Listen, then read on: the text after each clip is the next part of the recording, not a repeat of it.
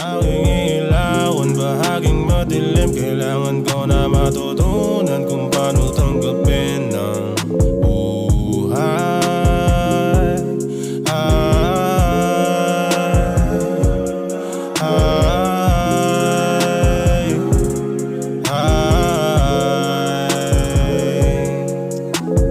Dami ko na yata na inom, maghapon na paikot-ikot ang pulang kabayo. Gusto mo na lumayo, sumakay sa kotse, magsumat karaoke hanggang alas 12, hanggang alas 12.